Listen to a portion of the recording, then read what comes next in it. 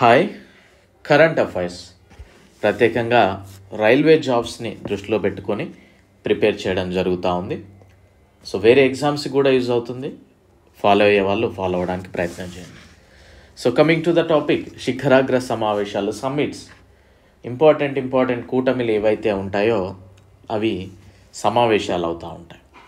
So వాటికి సంబంధించి examiner summits అనే కాన్సెప్ట్ తీసుకున్నప్పుడు ఎలాంటి క్వశ్చన్స్ వేస్తాడంటే, ప్రత్యేక కూటమిలో కనుక చూసినట్లయితే సభ్య దేశాలు ఎన్ని ఉన్నాయి, ఏవేవి, ఈ విధంగా అడుగుతారు. ఆ కూటమి ఎప్పుడు ఏర్పాటైంది అడుగుతాడు. అండ్ ఆ కూటమి యొక్క ఫస్ట్ మీటింగ్ ఎక్కడ జరిగింది అండ్ రీసెంట్ మీటింగ్ ఎక్కడ జరిగింది, లేదా ఎక్కడ జరగబోతా ఉంది. అంటే ఇప్పుడు 2024 కదా, 23rd ఎక్కడ జరిగింది, 24లో ఎక్కడ జరిగింది, 25లో ఎక్కడ జరగబోతా ఉంది, ఈ విధంగా అడుగుతాడు. అండ్ హెడ్ క్వార్టర్ అడుగుతూ ఉంటాడు. వాళ్ళ యొక్క జనరల్ సెక్రటరీ అంటే చీఫ్, ఆ కూటమి యొక్క చీఫ్ ఎవరు అని అడుగుతూ ఉంటారు. సో ఇవన్నీ దృష్టిలో పెట్టుకొని ప్రిపేర్ చేశాను. మన యొక్క యాప్ లాస్ట్ బెంచెస్ హబ్ అనే యాప్ని డౌన్లోడ్ చేసుకోండి, లింక్ డిస్క్రిప్షన్లో ఉంది. టెలిగ్రామ్ ఛానల్లో కూడా జాయిన్ అవ్వండి. దీనికి సంబంధించిన ఫ్రీ పీడిఎఫ్ అనేది మీకు యాప్లో ప్రొవైడ్ చేస్తారు. కంటెంట్ అనే ఒక ఫోల్డర్ ఉంటుంది, అందులో కనిపిస్తుంది. ఓకేనా? So right. సో మన యొక్క యాప్ డౌన్లోడ్ చేసుకున్న తర్వాత ఏదో అకౌంట్లో డబ్బులు ఉన్నాయని కాకుండా మినిమం బాధ్యతగా యూట్యూబ్లో క్లాసెస్ చూడండి. ఎందుకు చెప్తున్నానంటే మినిమం బాధ్యత అన్నట్లు మీదది. ఓకేనా?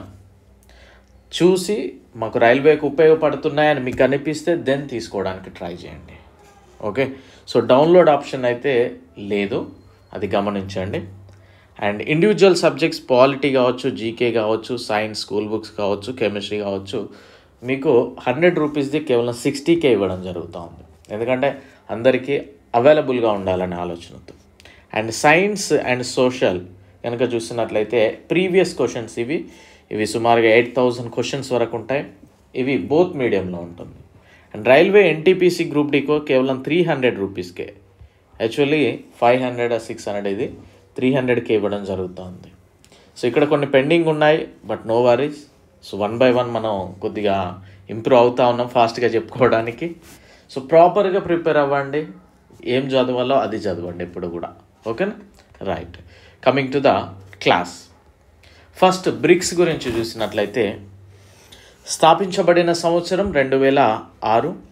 దాని యొక్క headquarter BRICS tower, Shanghai, చైనాలో ఉంది. సభ్య దేశాలు కనుక చూసినట్లయితే 9 అండి. బ్రెజిల్, రష్యా, ఇండియా, చైనా, దక్షిణాఫ్రికా, Iran, Egypt, Ethiopia, United Arab Emirates.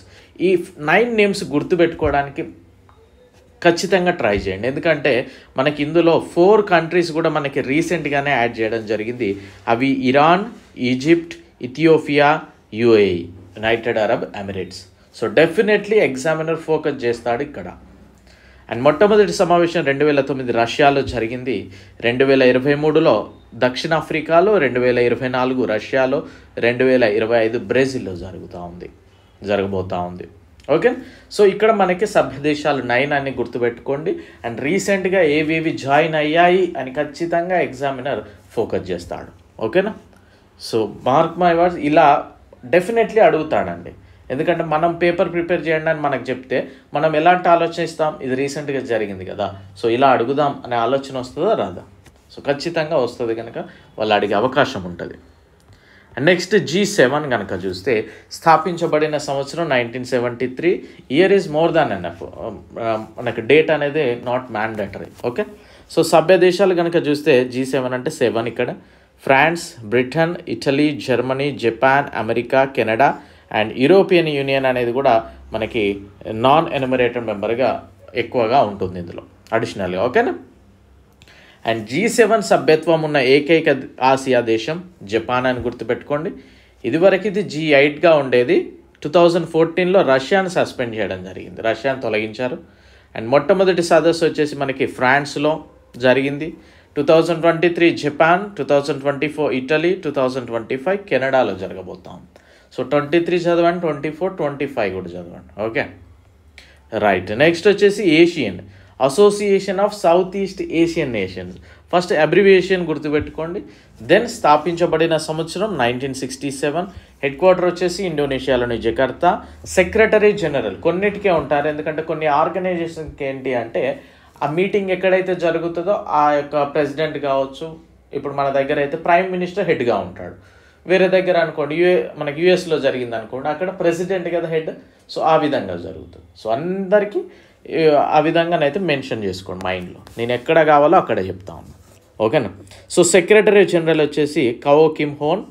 సభ్య దేశాలు 10 ఉన్నాయి. Indonesia, Vietnam, Thailand, Myanmar, Singapore, Malaysia, Laos, Brunei, Cambodia, Philippines ఇవి. అండ్ మొట్టమొదటి సమావేశం వచ్చేసి మనకి ఇండోనేషియాలో జరిగింది. 2023లో కూడా ఇండోనేషియాలోనే జరిగింది. 24లో లావోస్, 25 మలేషియాలో జరగబోతా ఉంది. 2026 ఫిలిప్పైన్స్లో జరగబోతా ఉంది.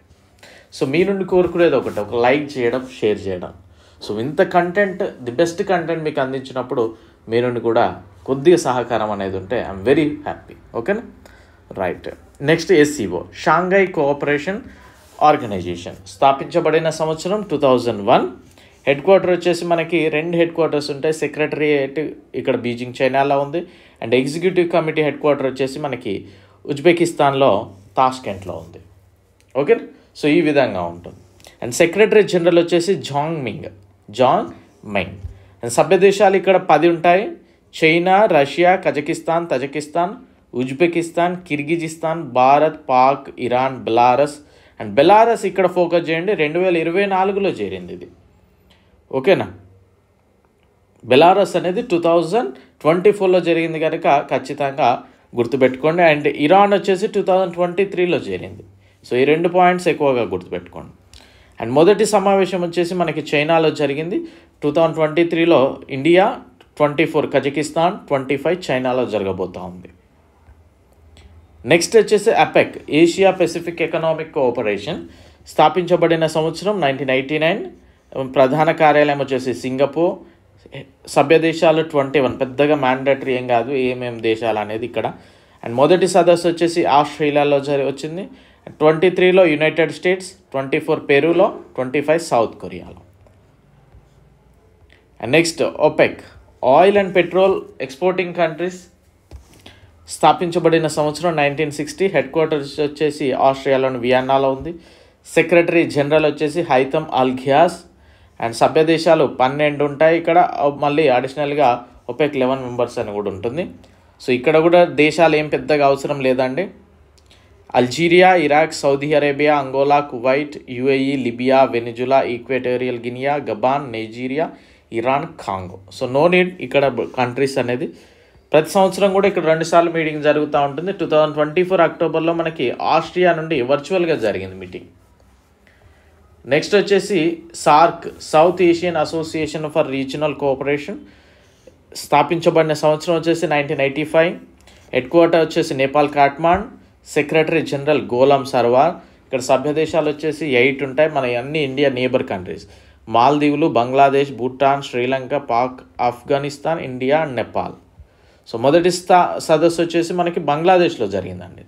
అండ్ చివరిసారిగా 2014లో జరిగింది నేపాల్లో. సో ఆ తర్వాత రీజన్ ఏమంటున్నా అంటే మనకి ఇండియా పాక్ మధ్యలో సరిగా లేదు కనుక జరగట్లేదు అన్నట్టు చెప్తుంది.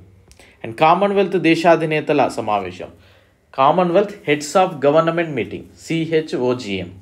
సో ఇది పూర్వపు బ్రిటిష్ వలస రాజ్యాల కూటమి, అంటే బ్రిటిష్ అండర్లో ఉన్న అవి. ఏర్పాటైన సంవత్సరం 1931. భారతదేశం చేరిన సంవత్సరం 1947. Head quarter London. మొదటి సమావేశం సింగపూర్. 2024లో సమోవాలో జరిగింది. 2026లో యాంటిగ్వా అండ్ బార్బుడాలో జరగబోతుంది. ఎవ్రీ 2 yearsకి ఒకసారి ఈవెంట్ జరుగుతుంది. బట్ 2023లో కూడా జరిగింది, ఎందుకంటే ఆ మధ్యలో గ్యాప్ వచ్చింది అంతకుముందు. Okay. So NATO, North Atlantic treaty organisation. స్థాపించబడిన సంవత్సరం 1949. హెడ్ క్వార్టర్స్ వచ్చేసి Belgium Brussels. Secretary general Mark Rutte. సభ్య దేశాలు 32 ఉన్నాయి. ఫస్ట్ మీటింగ్ వచ్చేసి ఫ్రాన్స్లో జరిగింది. అండ్ 2023లో లిథుయానియా, 24 యుఎస్లో, 25 నెదర్లాండ్లో జరగబోతోంది. సో అలీనోద్యమ కూటమి ఈజ్ నాన్ అలైన్డ్ మూవ్మెంట్. స్థాపన 1961. సభ్య దేశాలు 120. ఫస్ట్ సమావేశం వచ్చేసి బెల్గ్రేడ్లోని యుగోస్లేవియాలోని బెల్గ్రేడ్లో, 2024లో ఉగాండాలో జరిగింది, కంపాలాలో.